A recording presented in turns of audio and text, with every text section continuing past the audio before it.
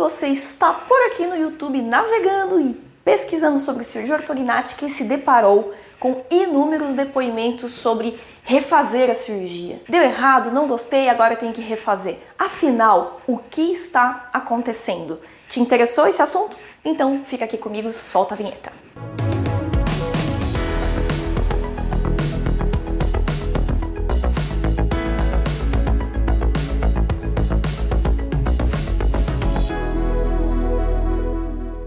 Pessoal, o motivo de eu refazer este vídeo foi pelos inúmeros comentários que realmente têm surgido no meu canal a respeito de re-op ou re-cirurgia, que a gente chama, tá bom? O que significa isso? Refazer a cirurgia ortognática.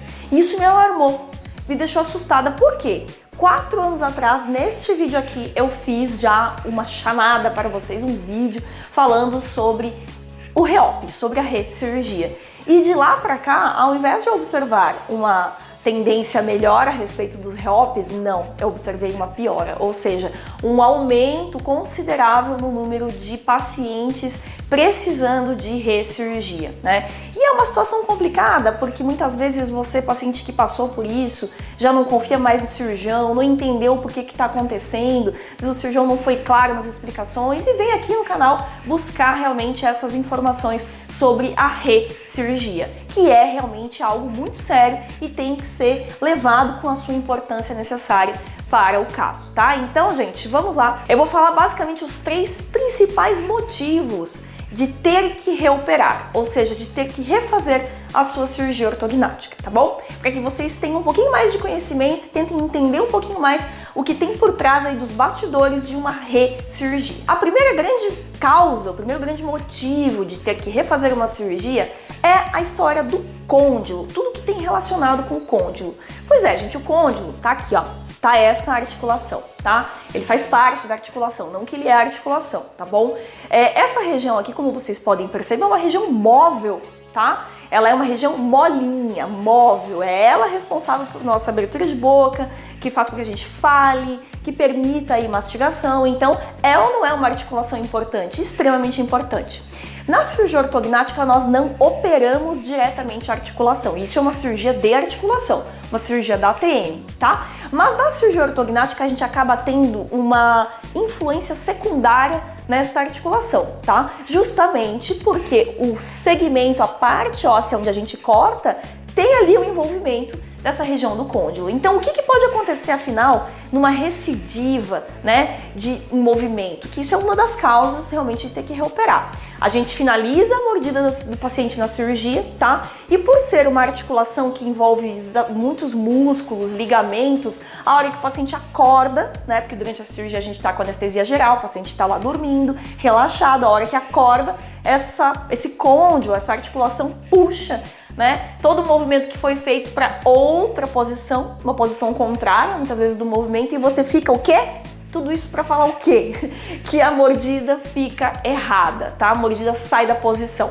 Mas cuidado, tá? Tem um detalhe bem importante. Imagina que você fez uma ortognática, gente, e assim, tem muito edema envolvido, principalmente nos músculos de mastigação. Então, na primeira semana, nos primeiros 15 dias, é bem comum a mordida ficar errada, tá? A mordida sai um pouco da posição por conta do procedimento operatório mesmo, do edema, tá? E aí que entram os elásticos, tá? Eu também vou falar sobre elástico um pouquinho mais pra frente, mas segura. Então, gente, a mordida errada é uma das causas de ter que reoperar, tá? E quando que ela se torna uma recidiva, tá bom?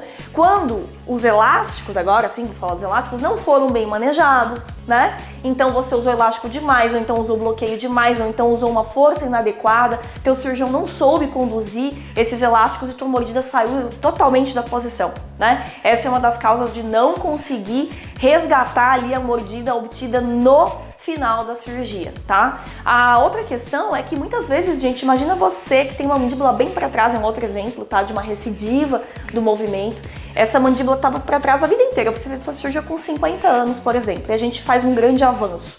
Toda a tua musculatura, todos os teus ligamentos estão acostumados com aquela posição antiga. Então a tendência é que essa musculatura puxe, tire do lugar tudo que a gente fez. Então isso é um dos obstáculos que nós cirurgiões temos que ultrapassar para que justamente garanta a mordida que a gente conseguiu logo no final da cirurgia, tá? Então, Aí também entra elástico. A gente precisa do elástico para voltar, para segurar, para garantir essa posição. Então o elástico ele é bom, mas se usado de forma incorreta, em excesso, ele também é ruim, tá? Então esse manejo do elástico é uma das causas de recidiva, muitas vezes, do uso inadequado do elástico. A musculatura e todos os ligamentos, né, que estavam acostumados numa posição podem ajudar também a tirar da posição, tá?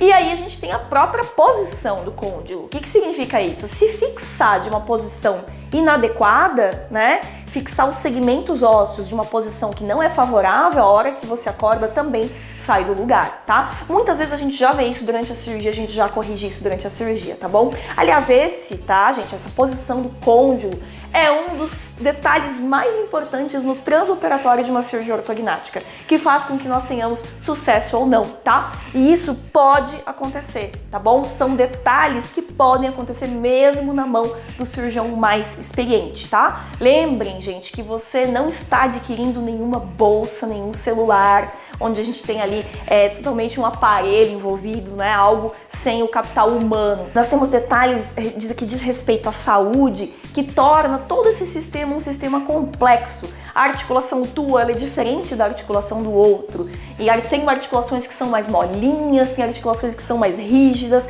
Cada articulação tem uma característica muito única. E é isso que torna, né, justamente toda a cirurgia um grande desafio.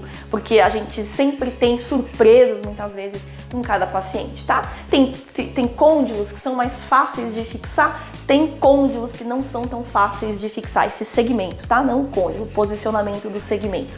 Então, gente, isso por si só já são fatores que você que vai para a cirurgia ortognática tem que saber que você está num grupo de risco para reop.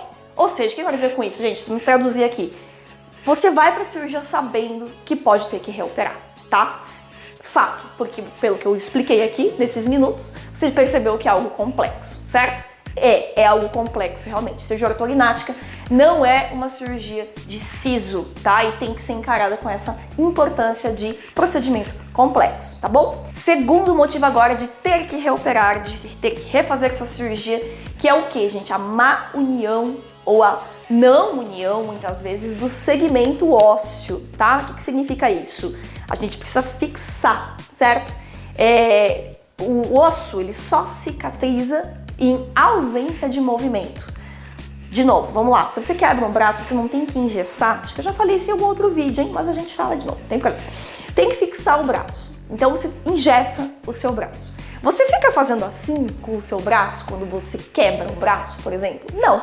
Se você faz uma cirurgia óssea na face, certo? E você precisa que tenha ausência de mobilização, ausência de mobilidade, né? Você vai ficar mastigando no seu pós-operatório?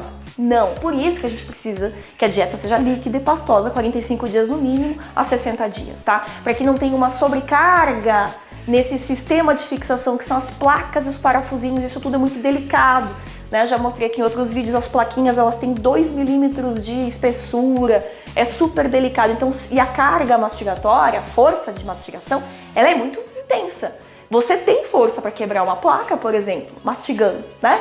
Ou então, se não quebrar, pelo menos fazer ela falhar, tá? E aí a gente entra nesse segundo motivo de reop, que é o quê? A não união óssea.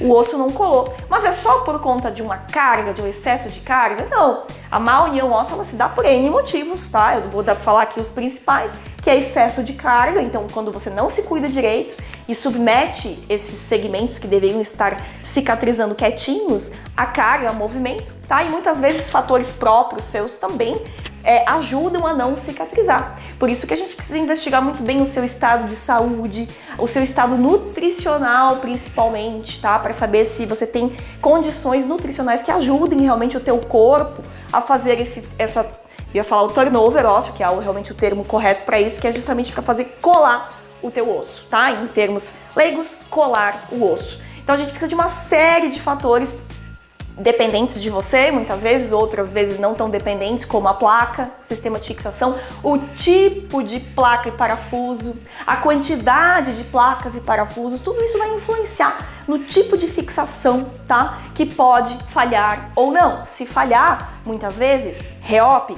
tem que reoperar, tá? De novo, tem coisas que podem acontecer, mesmo você fazendo a melhor fixação, a fixação mais rígida possível ali para fixar o osso, isso pode acontecer, tá bom? E o terceiro motivo principal, são 3 principais motivos, é óbvio que existe muito mais que isso, tá? Mas eu tô abordando os 3 principais, é sobre estética. Fiz a cirurgia ortognática e não me gostei, não gostei do resultado.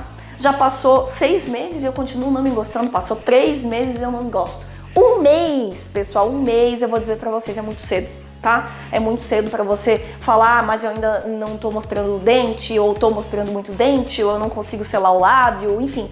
Tem várias questões que vocês colocam aqui no YouTube, né, reclamando e falando justamente sobre essa questão do resultado da cirurgia. Agora, com 1 mês de cirurgia é muito recente. Então, assim, dá um tempinho maior. Com 3 meses, realmente, você já consegue observar uma série de fatores se vai ser necessário ou não reoperar, tá? Então, com 3 meses, a gente já consegue observar. Então, tanto no que diz respeito à estética, no que diz respeito à mordida e no que diz respeito à não união óssea, tá? A gente já consegue avaliar. Mas vamos supor que passou 3 meses, que é um tempo bom, eu considero um tempo bom para você já conseguir realmente entender como vai ficar o seu rosto. Não é o resultado final, esse resultado a gente só consegue ter a partir de 6 meses, mas você não se gostou, né? E esse é o ponto aqui chave desse vídeo que eu quero muito chamar a atenção.